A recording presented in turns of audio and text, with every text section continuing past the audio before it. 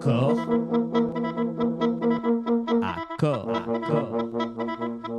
corps à corps. C'est évidemment un phénomène mondial et historique qu'on ne lâchera pas, hein, cette histoire Epstein. Et pour reprendre un peu là où on en était sur les actualités, eh bien, lundi, Ghislaine Maxwell, donc, vous savez, bras droit évidemment de Jeffrey Epstein, a invoqué son droit au silence et donc refusé de répondre aux questions d'une commission là-bas de la Chambre américaine des représentants. Euh, mais enfin, elle a quand même dit qu'elle était prête à le faire en échange d'une grâce présidentielle de Donald Trump. Vous pouvez écouter ce rapide extrait. Ms. Maxwell, did you and Jeffrey Epstein attempt to surround yourselves with influential individuals to curry favor and shield yourselves from potential scrutiny? I invoke my Fifth Amendment right to Voilà, silence. elle demande le droit du Let the silence. record reflect that Ms. Maxwell has invoked the Fifth Amendment against Elle a le self-incrimination. cinquième. Ms. Maxwell, please be very clear. Are you declining to answer the question Est-ce put que to you vous solely écoutez on bien the la volonté grounds de that you répondre believe aux the answer questions? will incriminate you? I invoke my Fifth Amendment right to silence. Voilà, mais elle invoque encore le cinquième amendement, le droit au Ms. silence. Maxwell, can you please provide us with all the names of other additional co-conspirators to the crimes perpetuated by you and Jeffrey Epstein? I invoke my Fifth Amendment Vous right to avez compris silence. un peu l'ambiance générale. Elle demande le droit au silence à chaque fois. Alors, on a aussi eu au Royaume-Uni le Premier ministre britannique, Keir Starmer, qui lui a annoncé qu'il ne démissionnerait pas, même si son chef de cabinet l'a fait, lui, avec la crise politique qui est liée au lien entre Peter Mandelson et, vous savez, Peter Mandelson, l'ancien ambassadeur britannique aux États-Unis, qui est lui-même lié directement à l'affaire Jeffrey Epstein. En Norvège, alors là, le Parlement a voté la création d'une commission d'enquête. Ici, ils ouvrent bien une commission d'enquête indépendante. La police aussi a ouvert des investigations pour corruption aggravée. Alors ça vise un ancien ministre, un diplomate et son époux, et puis la princesse héritière, Mette Marit, qui figure dans les documents publiés. En France, je rappelle quand même, on va finir là-dessus, qu'Emmanuel Macron, lui, a minimisé la portée des dossiers Epstein. Il a quand même estimé qu'il fallait laisser faire la justice américaine qui faisait son travail et que ça n'avait rien à voir avec la France finalement. Écoutez, Emmanuel Macron qui dit que Epstein, ça n'a rien à voir avec les Français. Il y a des personnalités françaises qui sont citées, et donc la justice fait son travail, mais je pense qu'elle concerne surtout les États-Unis d'Amérique. Et donc, faut que la justice là-bas fasse son travail, c'est tout. Voilà, alors pour revenir sur ce dossier, ces affaires, et je suis très heureuse d'accueillir Florian Philippot et Marc-Gabriel Draghi. Bonjour Florian Philippot. Bonjour. Et merci beaucoup d'être avec nous ce matin. Vous êtes président et fondateur des Patriotes. Nous sommes également donc avec Marc-Gabriel Draghi. Bonjour à vous. Bonjour à vous, merci pour votre invitation. Je rappelle que vous êtes juriste spécialisé dans l'histoire du droit et auteur de notamment Le Grand Reset en marche 2020 en 1 du Nouvel Ordre Mondial chez KA Éditions. Alors, là, peut-être je vais me tourner vers Florian Philippot. On ne vous a pas encore reçu sur cette affaire alors que vous suivez de près tout ça et notamment les événements américains. Alors, je vais vous poser la première question. Comment vous réagissez à l'ensemble de cette affaire ? Parce que je ne vous ai pas encore entendu sur le sujet. Oui, j'en ai parlé pas mal ces derniers temps, mais j'en parlais en fait déjà avant, au moment où c'était terriblement complotiste. Alors certains essaient encore de nous dire que c'est complotiste, c'est un petit peu compliqué. J'ai vu Tristan Mendès France en grande difficulté sur un plateau de télé, se débattant pour continuer de vendre sa camelote. Mais non, donc c'est un sujet qui a une double dimension. Il y a la dimension pédocriminelle épouvantable, et qui, à mon avis, on est encore loin de tout savoir, évidemment, et qui est un volet dramatique, monstrueux de cette affaire, et qui était donc évidemment vrai et très très loin des accusations de complotisme qui avaient été lancées. Et puis, on découvre, ou on a confirmation peut-être en ampleur plus importante, plus grande, un monde de collusion absolue, d'une espèce de super caste, super riche qui vit au-dessus des nations, des peuples, sans foi ni loi ni morale, pour beaucoup, et d'ailleurs avec beaucoup de Français. Beaucoup de Français. Alors les langues sont là, mais il ne faudrait pas que ce soit langue qui cache la forêt, si vous voulez. Il y a d'autres noms, il y a d'autres pratiques. Et ce monde-là, c'est un monde qui qui apparaît au grand jour pour les Français, c'est-à-dire, regardez l'affaire Jack Lang. On apprend, Le Monde publie tout un portrait, là, il y a 2 jours, Oui. en nous expliquant que tout le monde savait depuis longtemps. Alors, il ne parle que du volet financier, hein, je rassure tout le monde là, pour l'instant. Tout le monde savait depuis longtemps qu'il ne payait jamais rien, qu'il a des notes monstrueuses, des dettes monstrueuses dans des restaurants, des hôtels de luxe, qu'il se fait payer des salaires aux frais de la princesse partout où il arrive, qu'il se fait inviter ici et là, qu'il y a du trafic, il y a l'enquête du PNF, hein, il y a du trafic avec le Epstein, tout ça, et peut-être d'autres. Mais on apprend ça. Le type a encore été reconduit à la tête de l'Institut du monde arabe en 2023, quand il avait 83 ans. Même s'il y a une enquête maintenant, même s'il paye, et je le souhaite, enfin c'est un peu tard, il a 86 ans. Donc il aura vécu toute sa vie sur notre dos. Et il y en a combien des Jack Lang en France? Vous voyez, il y en a combien des gens comme ça qui vivent littéralement sur la bête, qui sont au-dessus des lois, qui ont un sentiment d'impunité absolue? C'est ça aussi que révèle cette affaire. Avec des connexions extrêmement fortes d'ailleurs dans le monde, comme quoi on avait bien raison dans nos analyses, avec tout un monde supranational, puisqu'on voit Davos qui apparaît un peu partout, qui est sous enquête d'ailleurs, parce que leur patron est dans la sauce aussi. On voit apparaître d'un coup le Conseil de l'Europe, on voit des commissaires européens, dont celui que vous avez cité au Royaume-Uni, qui a été commissaire européen, qui est peut-être en train d'entraîner la chute du gouvernement Starmer. On voit Soros, on voit Pfizer, la fondation Pfizer qui apparaît, on voit Bill Gates. Donc tout ce monde-là, dont nous avions bien vu et analysé qu'il allait contre nos intérêts nationaux et qu'il allait contre notre souveraineté de peuple, eh bien, il se retrouve dans ces dossiers Epstein. C'est une confirmation, je trouve, assez magnifique de ce que nous dénonçons. Et j'y vois, moi, une conclusion politique avec un P majuscule, c'est que nous devons nous débarrasser de l'influence de ces gens-là et reprendre le contrôle de nos vies, de notre destin, de notre peuple, de notre pays. C'est ça la conclusion politique. Au-delà, évidemment, des affaires gravissimes qu'il faut solder par des procès en France et évidemment en France aussi, contrairement à ce que dit Macron, parce que la France est l'autre pays de l'affaire Epstein sur les scandales pédocriminels, voire meurtriers, puisqu'on suppose encore bien pire que tout cela, je crois qu'on ne sait pas encore 10% de ce qui s'est passé. Oui, mais alors justement, si on reste un tout petit peu sur la réponse politique, on voit que ça s'agite autant évidemment aux États-Unis que même dans les quelques pays que j'ai cités comme la Norvège. Au Royaume-Uni, il y a quand même eu des démissions très importantes. Et en France, pour le moment, à part Jack Lang qui démissionne, comme vous l'avez dit, à un âge très avancé d'un institut où il aurait pu déjà ne pas être reconduit, on ne voit pas grand-chose. Et c'est vrai que cette commission d'enquête parlementaire qui, pour le moment, rame un peu encore, on ne voit pas une unité politique ou au moins des oppositions qui veulent faire avancer ce sujet. Donc on se dit, mais finalement, est-ce qu'on va réussir à faire, nous aussi, éclater notre dossier, notre volet français du dossier Epstein, ou est-ce que ça va rester bloqué? Pareil, côté judiciaire, vous avez soulevé le PNF, mais je pense qu'il pourrait y avoir beaucoup d'autres procédures qui soient levées aujourd'hui du côté judiciaire.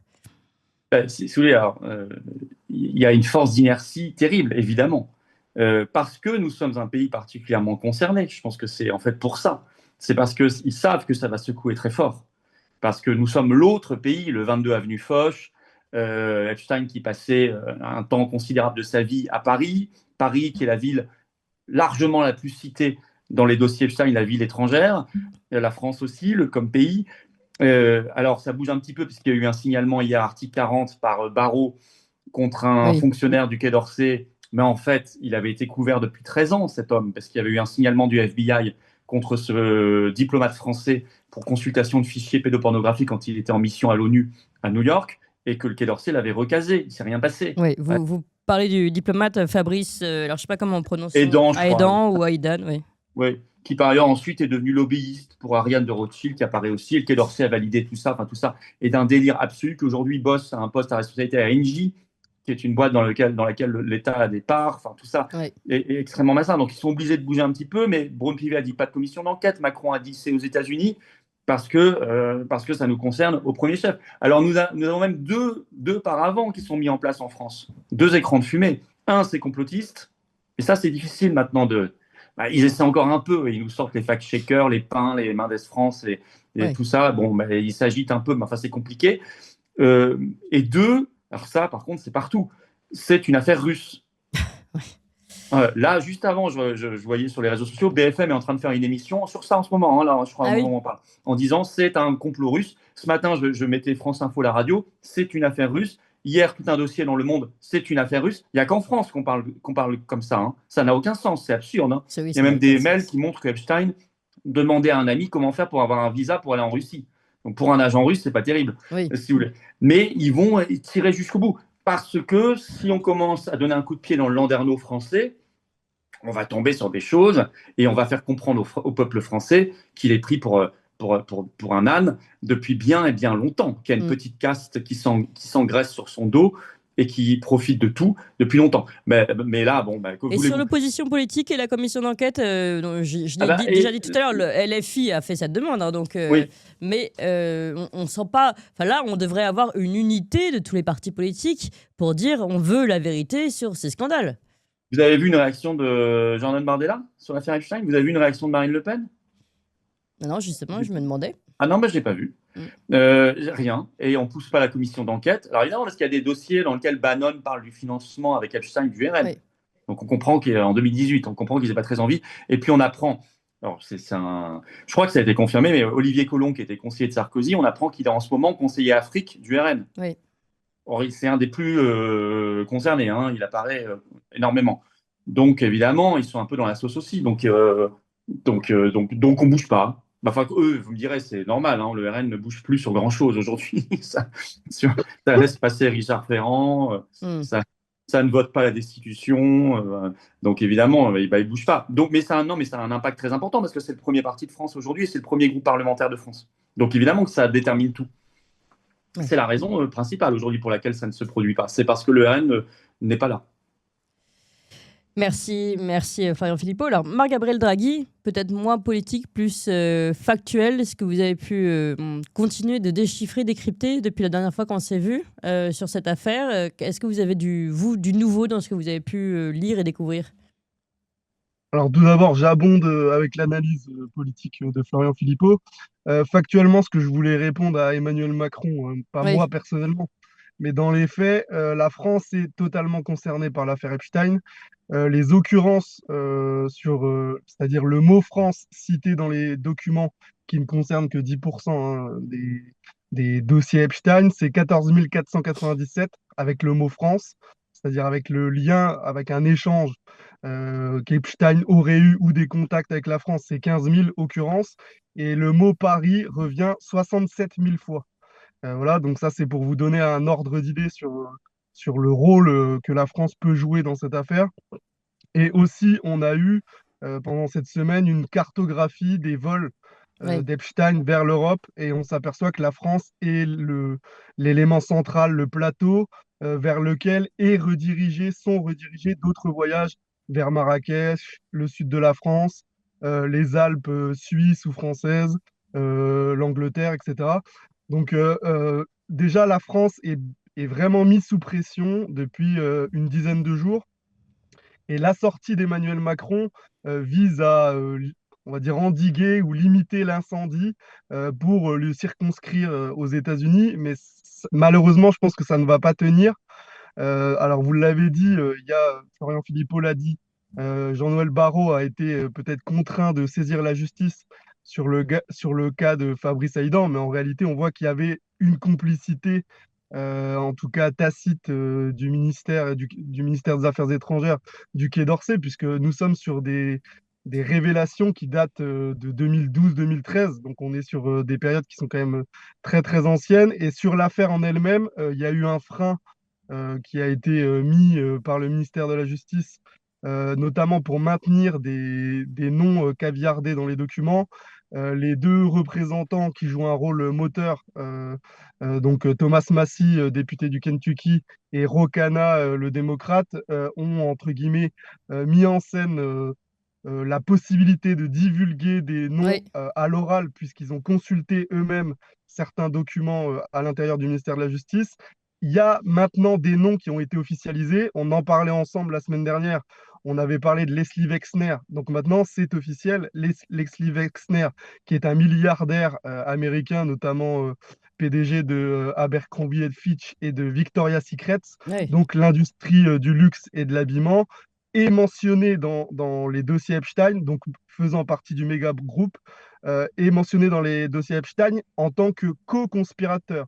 C'est-à-dire le FBI l'a identifié en tant que co-conspirateur au même degré que Jeffrey Epstein. La question qu'on peut se poser, c'est pourquoi il n'a pas été inquiété et pourquoi il n'a pas été inculpé. C'est ça pour moi la vraie question. Ouais. Vous avez cité évidemment Peter Mandelson, mais on a eu aussi la révélation d'un nom européen, d'un Italien qui s'appelle Nicola Caputo et qui est un ancien parlementaire du Parlement européen du Parti démocrate italien.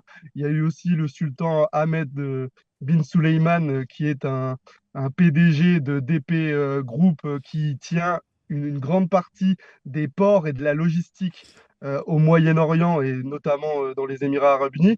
Donc il y a des noms qui commencent à sortir de manière officielle et qui sont associés, ça a été dit par Florian Philippot, ça va au-delà des dossiers de pédocriminalité. Les messages qui sont ressortis depuis une semaine concernent des cas de cannibalisme, c'est-à-dire il y a des messages qui sont très étranges sur le cannibalisme, sur le meurtre, la torture. C'est-à-dire là, Alors attendez, là il faut qu'on prenne 2 minutes parce que c'est important, c'est grave. Justement, pour le moment, on va dire aussi, et c'est normal d'ailleurs de dire, bon, c'est pas parce qu'un nom figure dans ces dossiers, l'enquête n'a pas été faite, il faut recouper, il faut voir si... Parce qu'en fait, il peut y avoir tout et n'importe quoi à partir du moment où il y a un lien avec Jeffrey Epstein dans ces mails. Donc il peut y avoir aussi des gens, enfin des fous qui s'adressent à lui, qui disent n'importe quoi, enfin je sais rien. Donc cannibalisme, meurtre, est-ce que vous pouvez nous dire à quoi vous faites écho et en quoi pour vous ce sont des choses sérieuses dans ces dossiers? Alors, comme je l'avais dit la semaine dernière, et vous faites bien de le rappeler, il y a des gens qui sont simplement cités dans le cadre d'échanges mails Oui. pour dire on a sollicité un rendez-vous ou une prise de contact. On avait pris l'exemple de Cédric Villani. Oui. Mais il y a, dans les noms qui ont été révélés, sur les 6 noms qui ont été révélés, notamment par l'intermédiaire de Thomas Massier et Rocana, Oui. ce sont des protagonistes qui, par l'intermédiaire d'un faisceau d'indices, voilà, ou un faisceau de présomption, ont eu une part active avec Jeffrey Epstein et dont certains échanges sont, on va dire, édifiants, même si on sait qu'il y a un langage codé. On a parlé d'Olivier Colomb où il est question de crevettes et de requins-marteaux. Là, par exemple, avec le sultan Ahmed bin Sulayem, vous avez des échanges de vidéos qui sont évidemment censurés, mais aussi des échanges concrets, c'est-à-dire la vidéo de torture m'a bien plu. Voilà, c'est Ouais. assez peu soumis à interprétation. Et en fait, le FBI a aussi, dans le cas de Leslie Wexner, euh, enquêté et a démontré qu'il y avait une collusion, ou en tout cas des complicités avec Jeffrey Epstein, sachant que Leslie Wexner était au-dessus de Jeffrey Epstein, et je le rappelle, Jeffrey Epstein était un maillon important, mais c'était a priori et très certainement un exécutant. Et ça a été dit par Florian Philippot, là dans l'affaire de Fabrice Haïdan, le nom qu'on revoit arriver dans ces dossiers, c'est encore une fois Ariane de Rothschild. C'est-à-dire Fabrice Haïdan a quitté le ministère des Affaires étrangères pour aller dans un poste dans la compagnie financière Edmond Rothschild.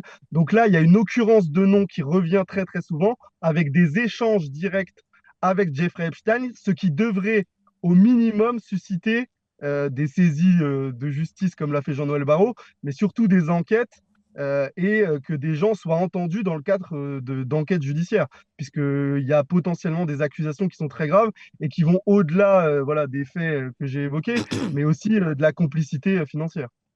Alors, vous avez dit plein de choses très intéressantes. Juste avant de redonner la parole à Florian Philippot, j'aimerais juste comprendre dans ce que vous nous dites. Jeffrey Epstein est un exécutant pour Ariane de Rothschild. Je rappelle qu'on avait déjà discuté ensemble et on avait vu ensemble ce mail où notamment il disait « Je suis le représentant des Rothschild ». Je ne sais pas si on a l'occasion de ressortir ce mail des archives, mais voilà. Mais alors pour vous, Leslie Wexner jouait quel rôle et était où dans cette hiérarchie, par exemple? Leslie Wexner était clairement un des bailleurs de fonds principaux de Jeffrey Epstein. C'est dit il y a des rapports du FBI où il est dit que Jeffrey Epstein et Leslie Wexner entretenaient une réputation particulière, ou même Epstein a soutiré des fonds avec Wexner, je l'ai rappelé, qui est un milliardaire pro-Israël. Et il y a des liens entre Epstein, les services de renseignement, notamment le Mossad, et des complicités entre des grandes banques d'affaires. Je l'avais cité la semaine dernière, mais il y a une occurrence certaine entre le groupe Edmond Rothschild, la JP Morgan, c'est-à-dire il y a des grandes banques qui reviennent souvent, même si la plupart des banques, et je tiens à le rappeler ici, la plupart des grandes banques de Wall Street sont presque toutes citées dans les dossiers Epstein. Après, vous l'avez dit, il y a une différence entre le fait de citer simplement parce qu'il y a la présence d'un compte, et évidemment des affaires. Et par exemple, sur le cas où Epstein dit qu'il est un représentant des Rothschild, il y a aussi une affaire où Epstein, on va dire, propose à des officiels israéliens de rencontrer Peter Thiel, qui est l'un des fondateurs de la société Palantir, qui est une société en gros de surveillance et de big data, c'est-à-dire de collecte d'informations,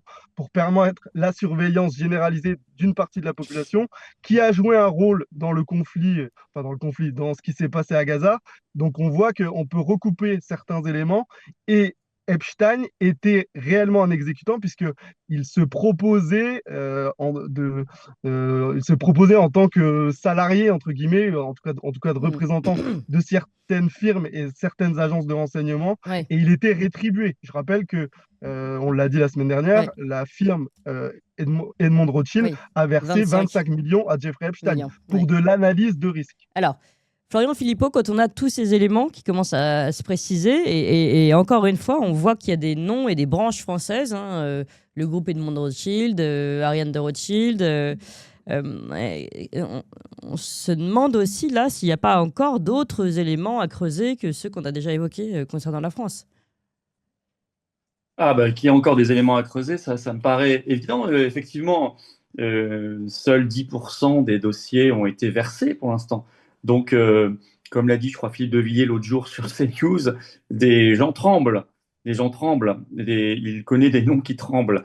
Donc, on verra bien. Mais encore faut-il les chercher. Alors, je crois qu'il y aura, côté français, ça va être compliqué. Effectivement, je suis parfaitement d'accord avec l'analyse qui vient d'être faite. Je pense qu'ils vont avoir du mal à résister à la pression. On a vu qu'hier, Barrot, je pense qu'il n'a pas fait de bonne grâce. Il a dû faire un article 40 de saisine du procureur de la République contre un agent, même s'il bosse plus actuellement au Quai d'Orsay, mais enfin, il reste agent du ministère des Affaires étrangères.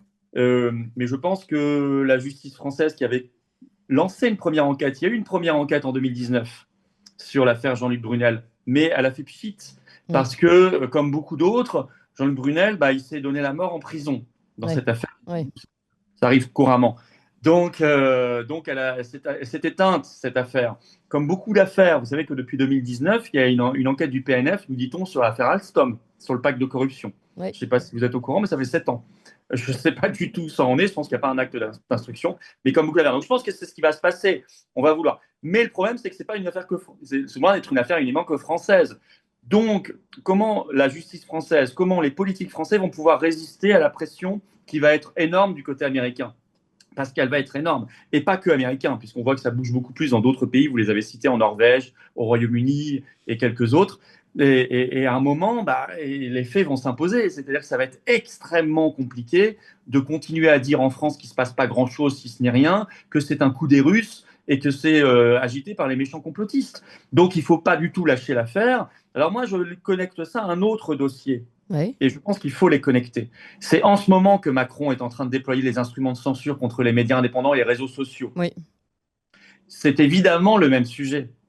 Parce que vous imaginez bien que ce dossier-là, si vous n'avez plus l'accès aux réseaux sociaux facile, voire plus du tout, si on vous ferme X, ce qui n'est pas du tout un truc impossible, c'est pas du tout impossible cette histoire qu'ils peuvent un jour fermer X, ça peut même venir plus vite qu'on ne le croit. Alors, évidemment, on ne pourra pas compter sur BFM TV et le 20h de TF1 pour continuer à creuser l'affaire. Évidemment que non. Donc, ces sujets doivent être connectés. C'est maintenant qu'il a fait passer ce qu'on appelle le pass numérique, c'est-à-dire l'interdiction pour les moins de 15 ans, qui est en fait une obligation d'authentification pour tous. C'est maintenant que l'Union européenne se déchaîne avec ses chat control, son DSA, etc. C'est par hasard, en septembre 2026, comme par hasard, que Macron va justement faire appliquer le pass numérique, c'est-à-dire au début, d'abord dans quelques mois, et surtout au début de la campagne présidentielle où tout ça pourrait de nouveau être agité et revenir en force. Donc moi, je connecte les sujets, car je pense qu'il est très important de ne pas séparer les problématiques. Il y a des affaires extrêmement gênantes qui sortent, qui non seulement démontrent des crimes, parfois et monstrueux, on parle même, d'après ce que je viens d'entendre, de cannibalisme, etc. C'est épouvantable. Et on parle d'une gouvernance aussi, et qui repose sur la spoliation du pouvoir et sur la corruption, bien évidemment, et sur la cooptation. Et alors, comment on va laisser ça dans le débat public? Eh ben non, on va, pour protéger les enfants, contrôler les réseaux sociaux et vous demander d'utiliser votre identité numérique européenne. Vous voyez comme quoi le combat, il doit être compris dans sa globalité. Et comme quoi, le combat politique, le vrai combat politique qu'on doit mener, c'est celui de briser nos chaînes, c'est-à-dire d'être des individus et des peuples libres. Et ça va ensemble. Liberté et souveraineté, ça va ensemble. Voilà. Je me permets d'ailleurs à ce titre d'appeler tout le monde à venir. On fait une grande manif pour la liberté d'expression. C'est dimanche prochain, 15 février, au pied de la Tour Eiffel, place Jacques Rueff au Champ de Mars, à 15h. Je vous invite vraiment tous à venir parce qu'il n'y a pas d'affaire Epstein sans liberté d'expression. Il n'y a pas d'affaire ukrainienne, il n'y a pas d'affaire Covid, il n'y a pas d'affaire vaccin, il n'y a pas d'affaire Macron. Il ne se passe rien sans liberté d'expression. Donc la liberté d'expression, on doit la défendre comme la prunelle de nos yeux. Oui, non, mais là, vous avez complètement raison sur le fait qu'on voit bien d'ailleurs les leviers de contrôle contre cette affaire Epstein qui sont levés en France. On parlait du Célérus, on parlait des fact-checkers qui se font la tournée des plateaux. On connaît maintenant leurs petits leviers et c'est sûr que si on ne défend pas la liberté d'expression, les sujets ne sortent plus. Donc en fait, ils vont même, je pense, mais totalement, et c'est pour ça que les calendriers doivent être compris comme étant cohérents. C'est pas absurde ce calendrier, c'est un calendrier cohérent. Mais en même temps, je pense même qu'ils vont, vous verrez, je pense que ça va apparaître dans quelques jours, ils vont utiliser les soi-disant dérives liées au dossier Epstein comme argument contre la haine pour justifier leur manœuvre de censure contre les réseaux sociaux. En vous disant, voilà ce qu'ils vont vous dire, je pense. Je pense que leur McKinsey, tout ça, agence de com ou de conseil, sont en train d'y réfléchir. Ils vont vous dire, il y a trop de noms qui sont accusés injustement. Il y a des gens qui voient leur réputation salie. Qu'est-ce qu'ils ont fait pour les langues avant même de poursuivre les langues en justice, si ça se produit vraiment. Bon, pour l'instant, c'est juste le volet fiscal, c'est le PNF. Ça ne va pas plus loin. Qu'est-ce qu'ils ont fait? Ils ont mis aux langues une protection policière, payée par vous et moi. C'est le service de protection des personnalités, qu'on appelle maintenant service de la protection, le SDLP, qui est un service d'élite de la police nationale. Ce sont des policiers qui sont affectés 24 heures sur 24 à la protection de certaines personnes, payés par le contribuable. C'est la première décision. Et qu'est-ce qu'ils vous ont dit derrière? Ils vous ont dit on est victime de la haine sur les réseaux sociaux. Et là, vous avez vu Najat Vallaud-Belkacem faire la tournée des popotes dans les médias en expliquant qu'il fallait. Alors elle, au moins, elle ne cache pas son jeu, elle ne dit pas que c'est pour les enfants. Elle dit il faut censurer les réseaux sociaux parce que c'est mauvais pour la démocratie et parce qu'il y a trop de haine. Et quel est l'exemple qui est pris? L'affaire Epstein. Donc, vous comprenez bien que soit on se laisse enfermer dans ce narratif, mais je pense qu'il faut être idiot pour se laisser enfermer là-dedans, soit on le démonte avant même qu'il se produise, comme on est en train de le faire maintenant, pour expliquer à quel point ils ne pourront pas nous la faire et à quel point nous devons nous battre pour notre liberté d'expression et utiliser tous les moyens pour que non seulement cette affaire aille jusqu'au bout, forcer les députés, forcer le RN à se bouger sur la commission d'enquête parce qu'aujourd'hui ils freinent tout, et en même temps se battre pour la liberté d'expression pour qu'on ne puisse pas nous empêcher d'en parler. Oui, non mais en effet, vous avez tout à fait raison, Florian Philippot. Il faut qu'on fasse très attention à ça parce que ça risque d'arriver. Et on a vu, nous, on avait déjà reçu Xavier Zalbert de François, qui a été, dont l'identité a été usurpée pour publier un faux article contre Emmanuel Macron. Après, on a vu tout le monde dire ah regardez ce que c'est quand on fait n'importe quoi sur les réseaux de M. Epstein, et c'est les Russes. Oui, parce qu'ils sont allés voir quand même un lien avec le site qui est hébergé en Lituanie, donc c'est les Russes. Et donc voilà, on voit un peu comment ça peut fonctionner, comment le petit montage est fait, même si tout ça a été... c'est en Lituanie, il y a peu de chances que ce soit les Russes quand même, pour le coup. Pour eux, c'est visiblement ça a été mis pas comme hyper ça. amis, Lituanie. Non, ils sont pas amis, mais disons que la proximité géographique fait que. Mais j'ai trouvé cette histoire, j'ai vu la réaction de François. Cette histoire est très symptomatique Elle est utilisée pour nous expliquer qu'il y a des ingérences et Viginum. Hein. Viginum a été créé pour ça, c'est une agence créée pour voir des Russes partout et pour nous expliquer qu'il y a des ingérences étrangères dans nos processus électoraux. Je pense que l'élection municipale est une répétition générale pour la présidentielle.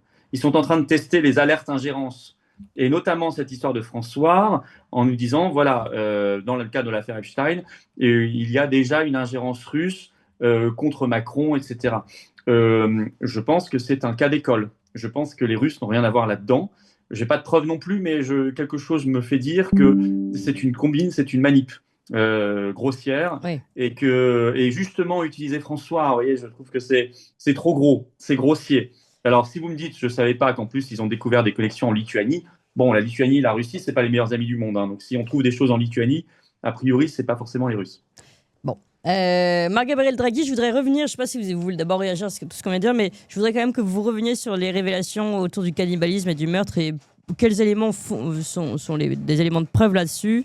Vous en avez donné quelques-unes, mais si vous en avez d'autres, ça nous intéresse, c'est important de le savoir.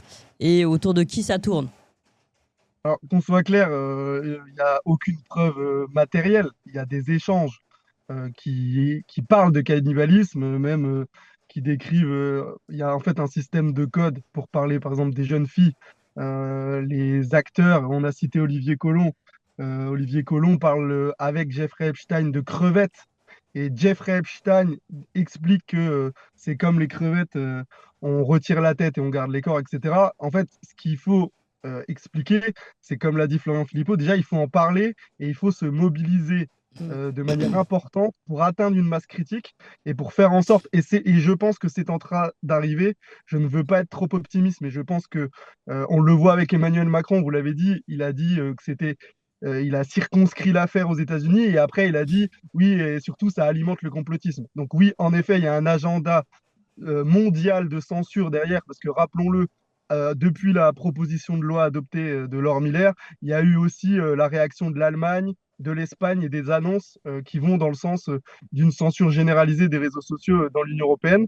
Mais pour revenir à l'affaire Epstein, sur le cas, ce qu'il faut, c'est pousser pour aller vers des enquêtes. Déjà, on a eu des révélations, on a eu le nom d'un nouveau recruteur en France à côté de Jean-Luc Brunel qui s'appelle Daniel Siad.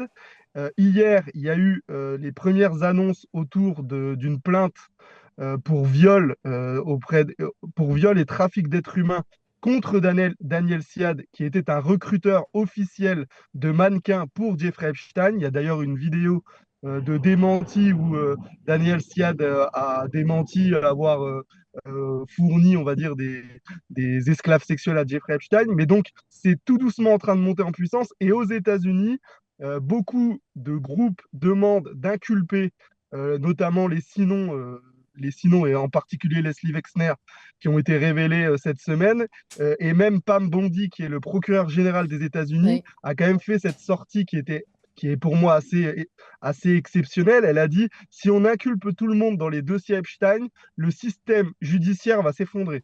Voilà, donc ça veut dire ce que ça veut dire. Ouais. Et en France, il faut impérativement il y en a, que les victimes se fassent connaître. Et même si éventuellement il y a des prescriptions, puisqu'il y a déjà eu des échanges avec les pouvoirs publics, même s'il y a éventuellement des prescriptions, il faut qu'elles se fassent connaître et qu'elles relancent l'affaire pour au moins ça soit sur le devant de la scène et qu'on puisse faire pression sur les pouvoirs publics, en particulier le ministère de la Justice, et demander des enquêtes, puisque la France est concernée et qu'il y a beaucoup, beaucoup de noms dans ces dossiers. Et par un principe de justice, on doit voir qui doit être blanchi et qui doit être inquiété, parce que dans ces noms, il y a réellement des gens qui doivent être inquiétés. Oui, donc pour le moment, vous demandez justice, tout simplement, que justice soit faite. Un dernier nom, je ne sais pas si vous avez pu travailler dessus, Marc-Gabriel Draghi, c'est Peggy Segal. On la voit, alors c'est l'une des attachées de presse d'Hollywood qui est assez connue.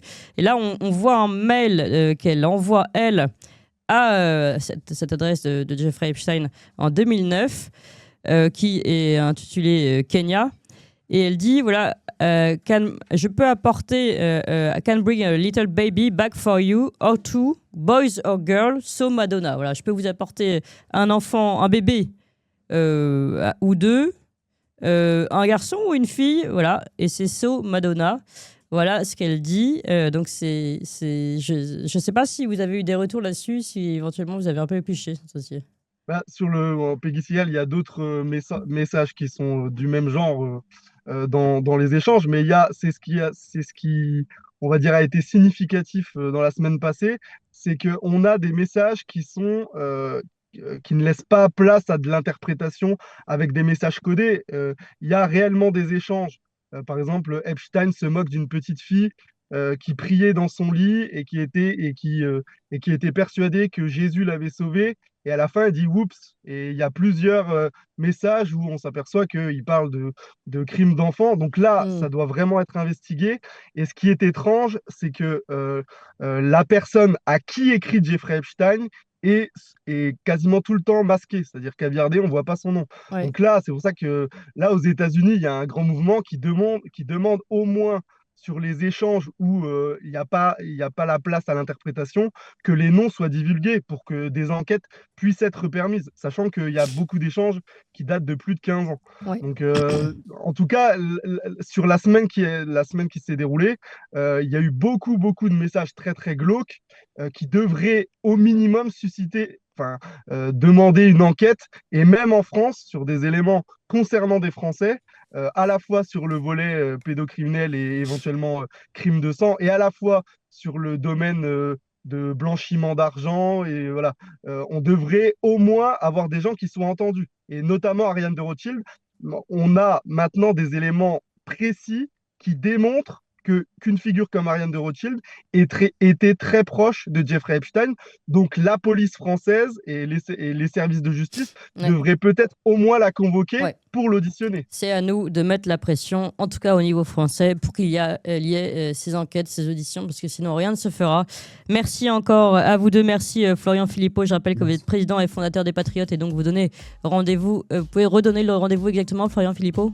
Oui, ce dimanche, donc 15 février à 15h à Paris, place Jacques Rueff, c'est au Champ de Mars. Voilà. Venez très nombreux, liberté d'expression et donc connexion avec l'affaire Epstein, tous les sujets importants qui ne pourraient plus exister si on laisse passer leur projet de censure. Merci beaucoup, Florian Philippot.